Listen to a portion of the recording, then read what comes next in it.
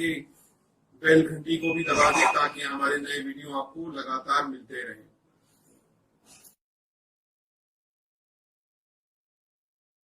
नमस्कार दोस्तों, धर्म रहस्य चैनल पर आपका एक बार फिर से स्वागत है।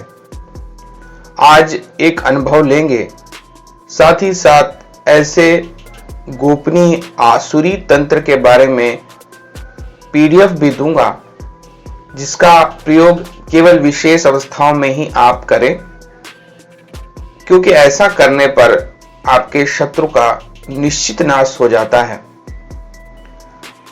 और साथ ही साथ इस अनुभव की कथा को भी आपको सुनाया जाएगा। चलिए पढ़ते हैं पत्र को और जानते हैं कि इनके पूर्वजों के साथ क्या घटित हुआ था। नमस्कार गुरुजी और धर्म रहस्य चैनल को देखने वाले सभी दर्शकों को मेरा नमस्कार। मैं अपना नाम और पता इसलिए नहीं बताना चाहता क्योंकि हमारे समाज में इसे एक षड्यंत्र की तरह देखा जाएगा, लेकिन क्योंकि हमारे ही पूर्वजों में ऐसा कुछ घटित हुआ था, इसलिए बताना भी आवश्यक है। गुरुजी से मेरी प्रार्थना है, मेरे ईमेल और नाम इत्यादि के विषय में सारी बातों को गोपनीय ही रखा जाए। साथ ही साथ यह एक सत्य घटना है और इसकी समस्त जिम्मेदारी मैं लेता हूं। गुरुजी, आज से बहुत वर्ष पहले की बात है, जब अंग्रेजों का शासन था। उस दौरान अंग्रेजों ने जमींदारों को बहुत सारे हक दिए थे। वह अपनी जमींदारी प्रथा में किसानों का बहुत अधिक शोषण करते थे।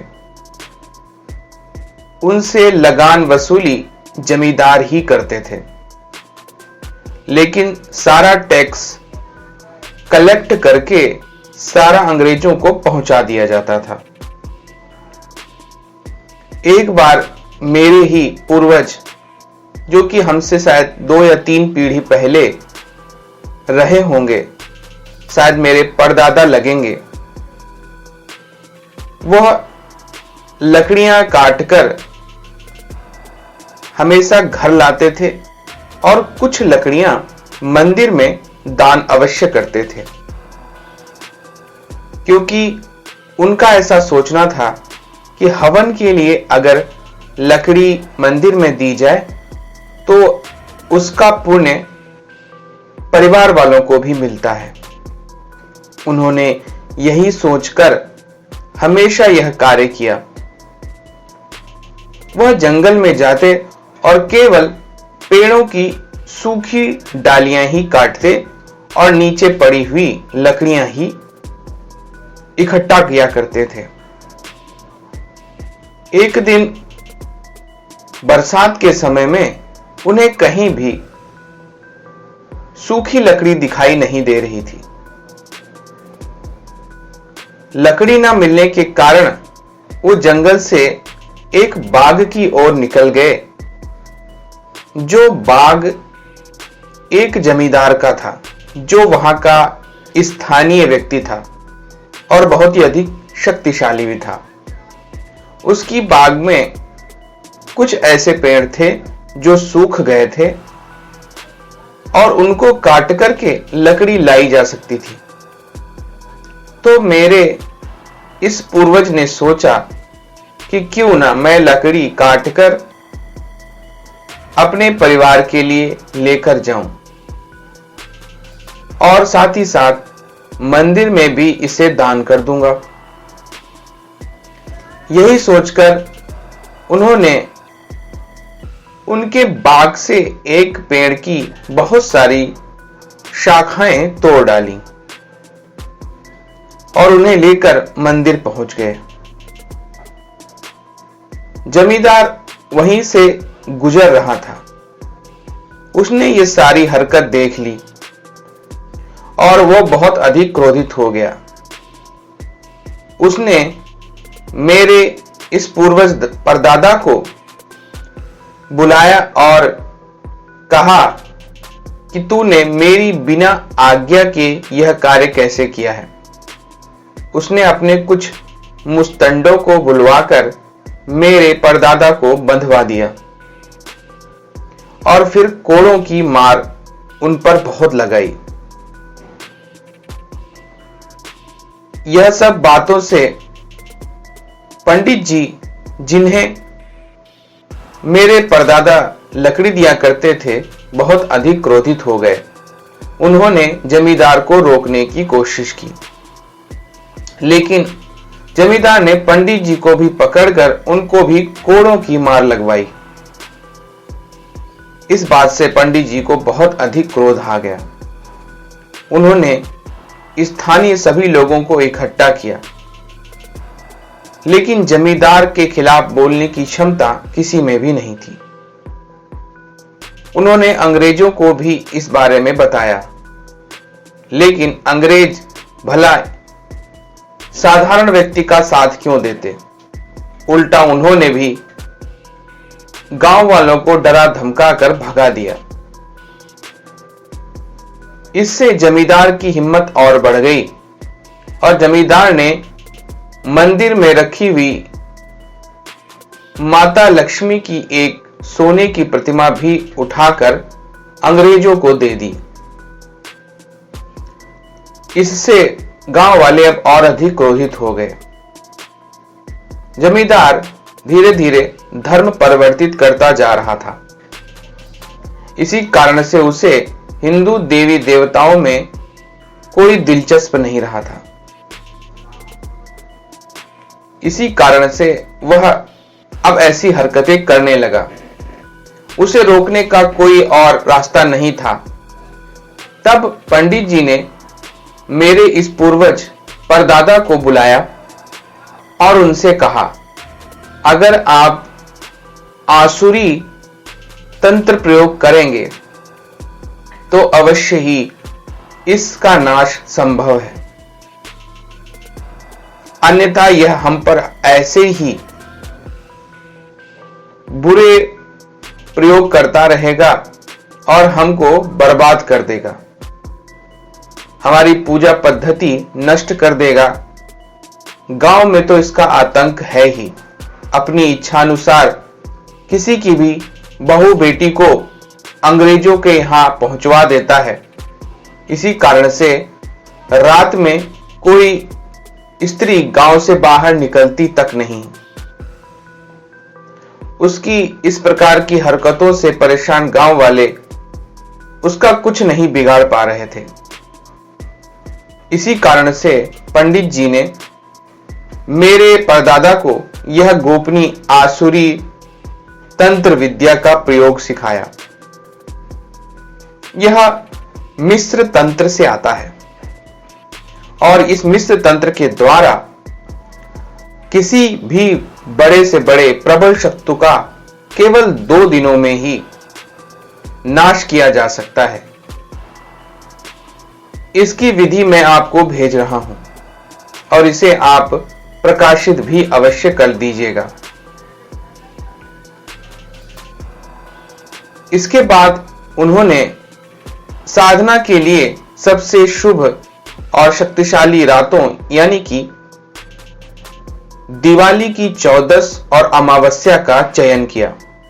2 ही दिन में उन्होंने लगातार जाप कर सिद्ध करने की कोशिश की और इसके लिए उन्होंने जो साधना क्षेत्र चुना वह भी शमशान था, क्योंकि पंडित जी के अनुसार भयंकर प्रयोगों में आपको घर से ऐसे मारण प्रयोग नहीं करने चाहिए, क्योंकि ऐसा करने पर उस घर पर बुरी शक्तियां आकर निवास करती हैं।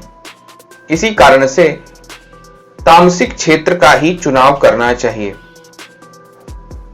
उन्होंने विभिन्न प्रकार से इस मंत्र को सिद्ध करके, क्योंकि इसका पुनश्चरण केवल 10,000 मंत्र है, 2 दिन में ही इसका पूर्ण सिद्धिकरण कर लिया। दशांश हवन करने के बाद में अब बात थी इसका प्रयोग करने की, लेकिन उन्होंने अभी भी यह सोचा कि चलो एक बार यह करके देखते हैं कि उसे समझाते हैं। अगर अब भी वह नहीं माना तो मैं इसका भीषण प्रयोग कर दूंगा। उन्होंने राई का पंचांग लेकर उसे अभिमंत्रित कर सर्वप्रथम वशीकरण प्रयोग किया। सारे लोग उसकी बात को समझने लगे, लेकिन वह टस से मस नहीं हुआ। उसने प्रतिमा वापस करने के बारे में मनाही कर दी। वशीकरण कार्य तो कर रहा था, लेकिन पूरी तरह नहीं। इसीलिए उन्हें अब इसी मंत्र का भीषण प्रयोग करने की सोची। उन्होंने राई से प्रतिमा बनाकर दाहिने पैर से सिर तक तलवार से उसके 108 टुकड़े किए। उनसे फिर होम किया और उसके बाद विभिन्न प्रयोगों को करने लगे। इसका प्रयोग का असर इस तरह हुआ कि शत्रु ज्वर से पीड़ित हो गया, यानी कि उसे तेज बुखार आ गया और अधिक क्रोध में भरकर इन्होंने जब आगे का प्रयोग किया तब उनके शरीर पर फोड़े पैदा होने लगे। इससे उस जमींदार को बहुत अधिक कष्ट होने लगा, किंतु फिर भी उसने वह मूर्ति वापस नहीं की। इन्होंने फिर एक बार फिर से प्रयोग किया। इससे उसे दिन में भी अंधकार सा दिखने लगा। वह यह बात पता नहीं कैसे जान गया कि उस पर तंत्र प्रयोग किया जा रहा है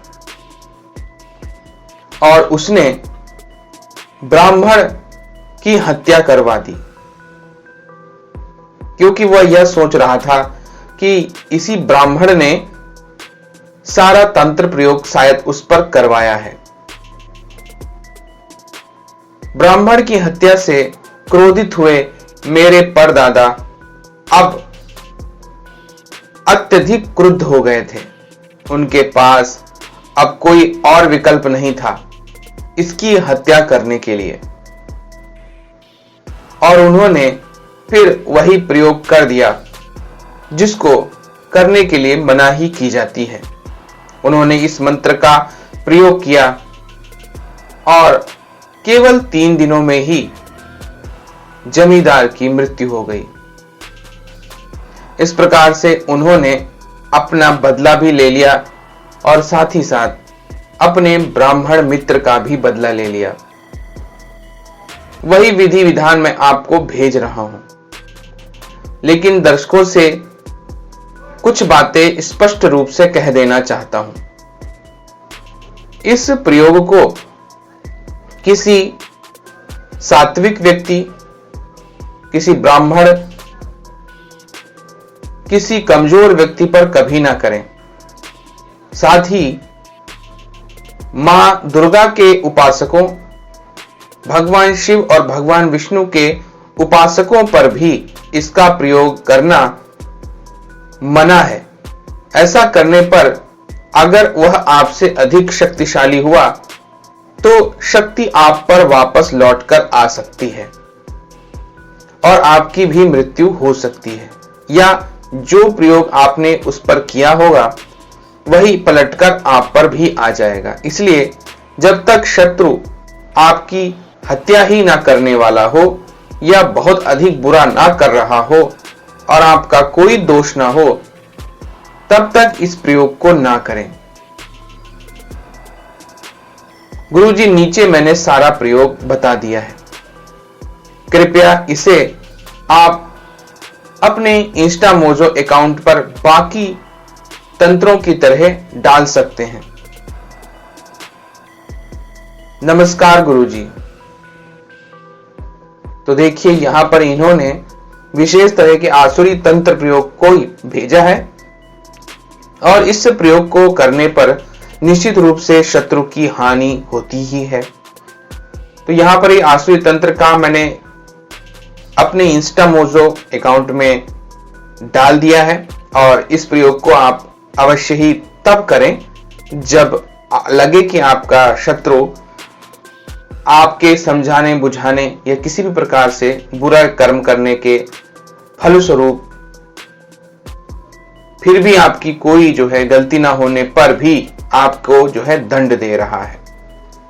और पहले ही क्षमा प्रार्थना देवी देवताओं से कर लें, तभी ऐसा प्रयोग करें, क्योंकि ऐसे आसुरी प्रयोगों का प्रभाव अवश्य पड़ता है और शत्रु के ऊपर अवश्य संकट आ जाता है।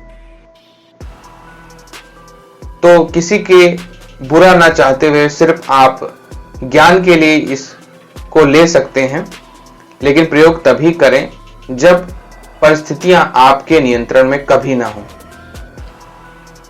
तो अगर आज का वीडियो आपको पसंद आया है तो लाइक करें, शेयर करें, सब्सक्राइब करें चैनल को।